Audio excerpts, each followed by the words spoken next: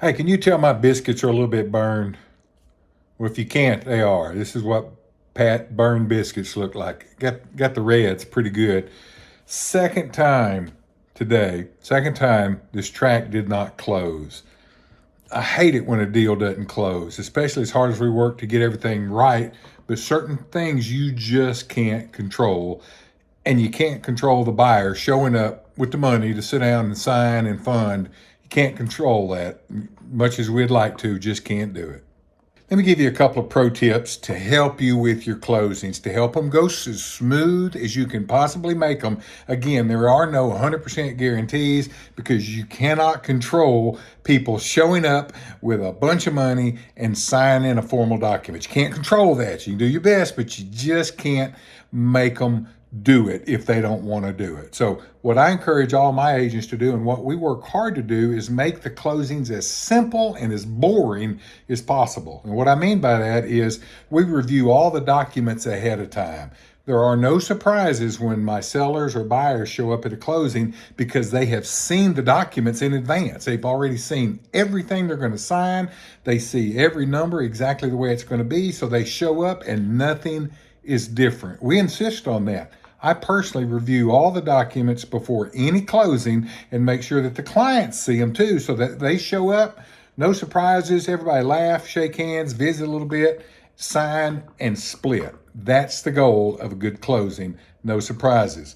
Second thing that we do is I try to make sure that all the closings are scheduled on days that are not Fridays. I mean, man, there's nothing worse than having a closing scheduled for a Friday and then some little thing pop up, something that takes a little time. Maybe the title company's got to correct something or the lender's got to do something, but you're at 3 o'clock on Friday afternoon and nobody's got time to do squat, so it gets pushed off until the next week.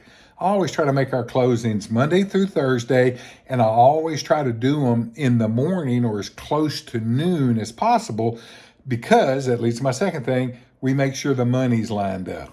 Make sure that that buyer has got the exact amount of the settlement and that they know to bring a cashier's check from the bank. They don't show up with their own checkbook. They don't show up with a bag of pennies. They show up with a certified check from the bank for the exact amount that's on the settlement statement, or they have that amount wired. And the reason I like to have a closing that happens in the mornings or as close to noon as possible is so that the lenders can then wire the funds to the title company and that they get there in time to fund the same day as closing.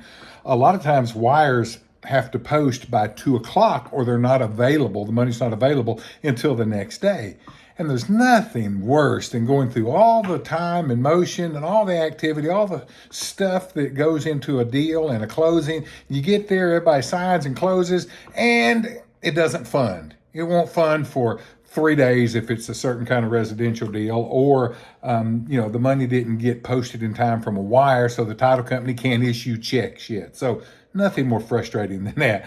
I try to organize it where the title company has time to get the deal done, get the money has posted to their escrow account, they can get checks written, and everybody leave with paperwork and checks. So those are 2-3 little things you can do to make sure your closings go a little smoother. Make sure everything's understood and seen in advance.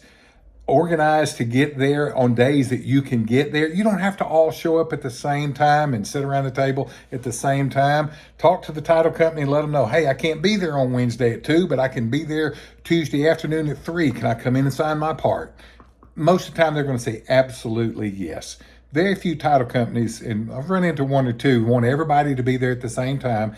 They don't like to go to the extra trouble of having people come in at different times. Those are the title companies that aren't very customer service oriented in general anyway. Most title companies want to do all they can to accommodate getting parties in there to sign and fund because that's how they get paid as well. So anyway, do what you got to do to make your closings as smooth as possible, but then just understand something can go wrong. And if you do enough closings, something's always going to go wrong, and you just kind of have to roll with it. So I'm going to take my own advice. I'm going to practice what I preach. I'm going to roll with this. And hopefully that guy will show up this coming Thursday at 8:30 and get this deal put to bed.